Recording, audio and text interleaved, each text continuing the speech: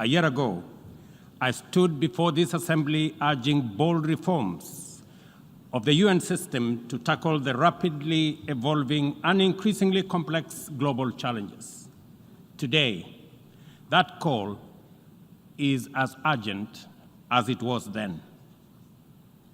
The planet is heating up. Our climate is in crisis. Oceans are rising. Deserts are spreading, and conflict is engulfing the world. Millions are displaced, poor and without access to basic services. Unfortunately, our multilateral system has proven inadequate in addressing crises such as climate change, inequality, and debt. And it continues to falter in providing any, let alone timely solutions. Without immediate action, humanity will face an unprecedented global crisis. Today, we have no choice but to reject outdated systems and reimagine a framework of international cooperation that works for all 8 million of us in the planet.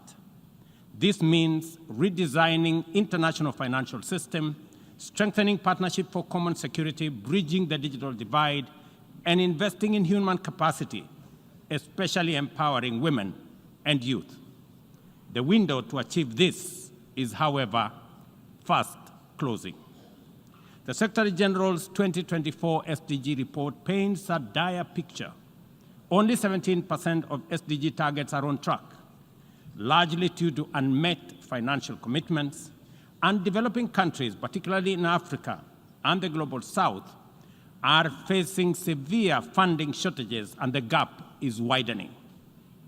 At the 2023 UN SDG Summit, we highlighted the urgent need to overhaul the global financial system. As we approach the fourth Financing for Development Forum in 2025, imaginative solutions for debt relief and development financing are essential to close the SDG gap. We must address the historical injustice of Africa's lack of permanent representation on the UN Security Council as a matter of justice in the ongoing UN reforms. Additionally, region-led peace operations, sustainably funded by the UN-assessed contributions, are critical in addressing today's complex security challenges. In Kenya, we aim to increase forest cover by 30% by planting 15 billion trees, an effort largely led by our youth. 2 weeks ago, I launched Climate Works, a program to employ 200,000 young people in sustainable public works focused on ecological restoration and infrastructure. But we must recognize that the pace of technological advancement, particularly with AI, is widening the global digital divide. Africa holds critical resources for the tech revolution, yet receives disproportionately low benefits. A year ago, I stood here at this assembly to declare Kenya's commitment to contribute to an international security support mission to Haiti. Yesterday, I was in Port-au-Prince to witness the significant progress made by Kenya's Africa-led mission, even with the constraints of limited resources. What looked like mission impossible is now a present and real possibility for peace in Haiti.